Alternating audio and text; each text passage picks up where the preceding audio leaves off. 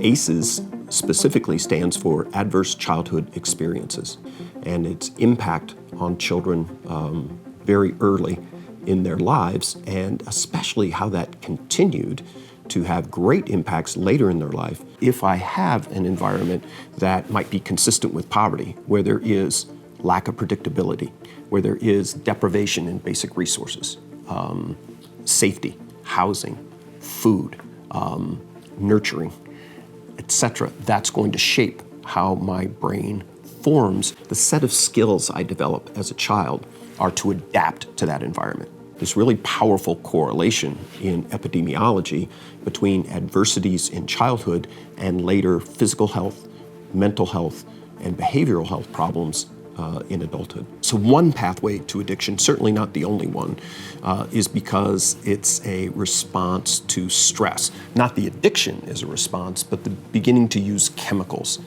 as a response to stress. In the original ACE study, if you had no ACEs in childhood, your likelihood of experiencing one of the major health, behavioral health, or mental health conditions throughout your life trajectory was only about 5%. However, if you had 5 or more ACEs, that skyrocketed to over 60%. When a stress is high, that means cortisol and its attendant chemicals are high, and over time, those change the very architecture of the brain. When we get stressed, when we perceive, our brain perceives a threat in our environment, physical threat, emotional threat, or social threat, cortisol is secreted. The brain can also add some adrenaline, what I call jet fuel on the bonfire. So stress hijacks your brain. Those two chemicals will simplify on the stress side. We have a number of other chemicals.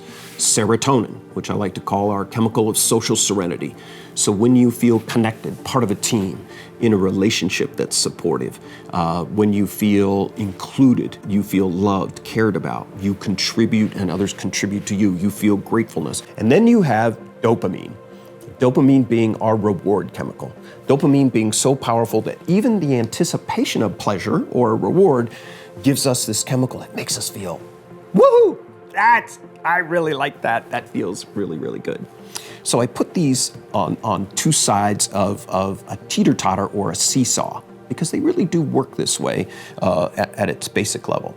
When you're stressed, your cortisol and your adrenaline get elevated. They go up. That pushes down, right? Moves down automatically your dopamine and your serotonin. And we have this thing as human beings called homeostasis. We want balance. And what that means is my brain's gonna look for immediately, powerfully, quickly, and sometimes even unconsciously, a way that I can lower my cortisol and adrenaline, increase my dopamine and serotonin. How do you increase serotonin? It's why many of us, when we're stressed, reach out to a friend, to a partner. Why? Because when we get serotonin, we balance our seesaw a little bit and we feel better. Some of us look to go out and have fun, to escape. That relaxation, that fun, that enjoyment ups our dopamine, which lowers our cortisol. But we also might gamble. We also might drink alcohol. We also might smoke marijuana, take cocaine or methamphetamine. Why? Because those intoxicating experiences hugely increase the amount of dopamine that we have in our system, which again, balances out our teeter-totter. They're high risk, they have really bad side effects and outcomes, but in terms of balancing us out, they work. When we self-medicate with chemicals or with behaviors and develop addictions and problems with dopamine, it's almost always started in a need to get rid of that cortisol, because that's a very unpleasant feeling. We want to feel better. Nicotine, caffeine, which many of us use on a regular basis, do the same things, milder form of it, but do the same things. Many people start in the road to addiction by trying to manage their stress level. Gambling is one of those behaviors identified to greatly, immediately produce massive levels of dopamine. Even the thought of doing the activity of gambling increases tremendously the amount of dopamine. So just like using a chemical, engaging in a behavior like gambling, can rapidly increase the dopamine level, therefore moderating or tamping down the unpleasant feelings of stress. If you continue to use the same behavior to change your brain chemistry, you will at least develop habitual behavior, meaning behavior that's automatic and often unconscious.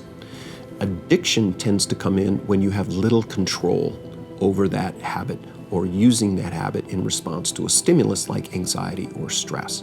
Many professionals and much research recognizes gambling as an addiction because it meets that threshold where you lack control over the behavior, despite the fact that the behavior brings you lots of negative consequences. We do have really good evidence that when provided the care and the support and the skills necessary, people who experience trauma, children or adults, they do recover. It's hard to grasp that trauma is, I think, the biggest issue that we face as a nation today. There is a way to get past it. What I urge very, very strongly, start with stress management. Because again, trauma is a stress-related condition. Our need to relieve that stress, next to food and water, is our third strongest drive as human beings. It affects all of us. It is so common, there's not one of us out there who isn't touched by it. And if we focus on that, if we concentrate on that, address that, lower the number of ACEs, and for those who do experience ACEs, provide them the interventions and support they need. What will unify us is a greater sense of health, a greater sense of well-being, substantially less human suffering, and the promise of a future that, in fact, we probably never imagined could be as bright as it is.